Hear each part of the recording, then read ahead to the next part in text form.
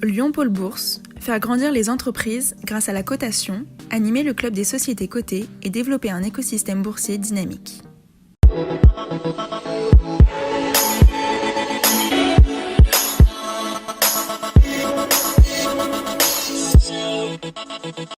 Bonjour et bienvenue dans Bourse et Valeurs, l'émission des entreprises régionales cotées sur liondécideur.com et ses réseaux sociaux. À retenir cette semaine, le CAC 40 qui marque le pas depuis un mois après avoir établi des records historiques à plus de 7580 points. Rien que de très normal au fond, cela s'appelle une consolidation ou prise de bénéfices, mouvement naturel après une forte hausse. La tendance reste bonne avec une progression voisine de 10% depuis le 1er janvier ou en un an. En 3 ans, la hausse s'établit à plus 50%. Et à plus 80% en 10 ans. À retenir aussi ce démenti de Boostit après la diffusion d'un faux communiqué évoquant un investissement de plusieurs millions d'euros, une opération immobilière dans le cadre de son plan de sauvegarde. Tout est inventé et archi-faux, précise la direction. L'entreprise annonce en revanche le lancement de Caliper, le premier démonstrateur de Boostit, de solutions logicielles d'optimisation d'efficacité énergétique. Patiemment, Boostit fait en sorte de redresser la barre après ses déboires de 2022. On retrouve à présent notre invité, Stéphane Leroux, PDG de Spineway. Bonjour. Bonjour Jean-Pierre. Merci d'avoir accepté notre invitation. Alors, vous êtes à la tête de Spineway depuis sa création, entreprise lyonnaise spécialisée dans les implants chirurgicaux pour la colonne vertébrale. Vous aussi, une histoire qui, on va dire, n'a rien d'un long fleuve tranquille. D'où venaient vos difficultés de ces dernières années ? Des difficultés dues à la conjoncture, des difficultés en interne aussi, il ne faut pas s'en cacher. Maintenant, tout ça, c'est derrière nous et on s'occupe très, très activement de très beaux plans de développement à venir. Voilà, alors comment est-ce que vous avez redressé la barre, justement ? Multiples actions. Aujourd'hui, c'est une nouvelle équipe et notamment une nouvelle équipe de direction très, très chevronnée autour de moi. Ce sont des acquisitions et de la croissance externe pour accélérer sur la sortie de nouveaux produits, donc des nouveaux produits qui n'ont pas été diffusés partout sur nos territoires de vente, donc ça fait pas mal de nouveautés, de l'innovation aussi, avec des travaux de R&D à court terme et à très long terme.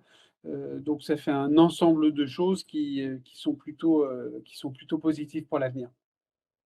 Voilà, alors ça a déjà porté ses fruits, on va dire, sur l'exercice 2022, puisque votre chiffre d'affaires a progressé de 73%, c'est ça. Et sur le premier trimestre de cette année 2023, vous êtes aussi en progression de 79%, c'est ça ?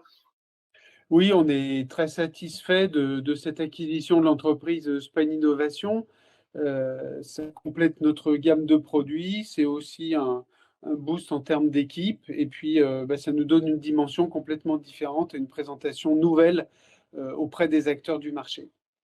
Voilà. Alors, justement, ça a été de voir le chiffre d'affaires, 7 400 000 euros en 2022, 2 400 000 euros sur le premier trimestre.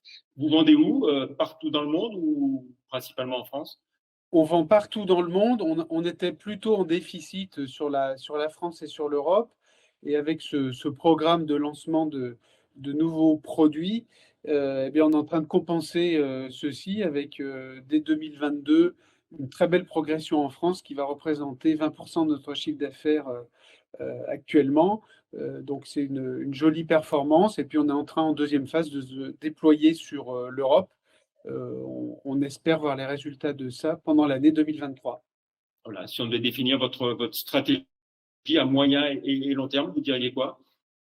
La stratégie moyen et long terme, outre de compléter nos territoires et nos chiffres d'affaires historiques sur les zones sur lesquelles on est plutôt bien présent, par exemple l'Amérique latine, on a de nouveaux plans d'avenir pour aborder le marché américain. Alors, vous annoncez de nouveaux moyens financiers pour accompagner ce développement avec deux apports différents. Un apport de 1,5 million d'euros dans le cadre de tout ce qui est pré-relance, on va dire, et puis pratiquement 11 millions d'euros dans le cadre d'obligations convertibles en actions.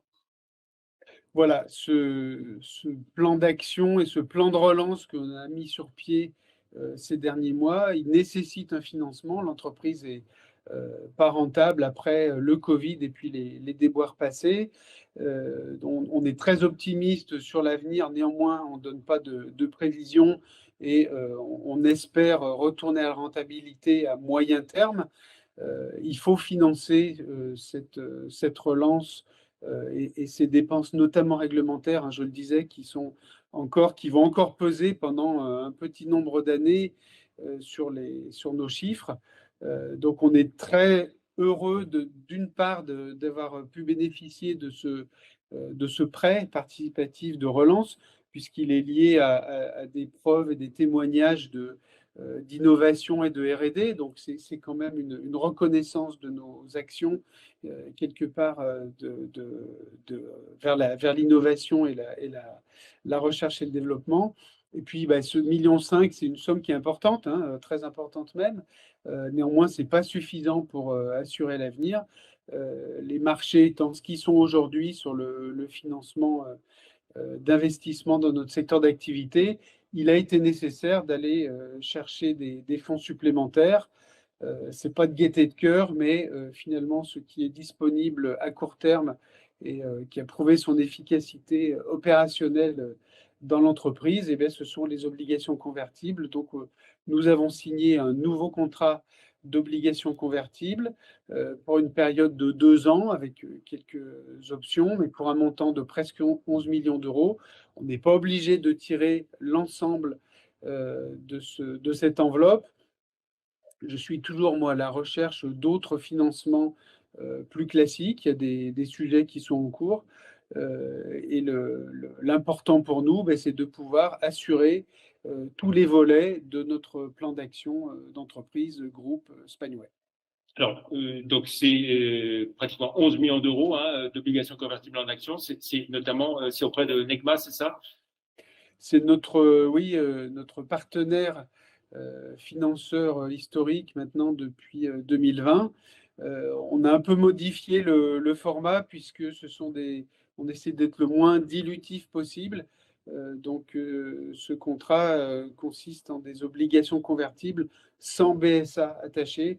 Donc, il y aura moins d'effets dilutifs. On essaye de limiter ça au maximum, en fait. Oui, parce que j'allais vous dire, oui, on sait que la bourse, en principe, elle n'aime pas trop ce genre d'opération. Oui, j'en suis conscient. À nouveau, c'est pas mon choix premier. Aujourd'hui, il faut agir, il faut avancer. Donc, on a fait ce choix-là. On en connaît la portée, les conséquences. On essaie de limiter ça au maximum. Très bien.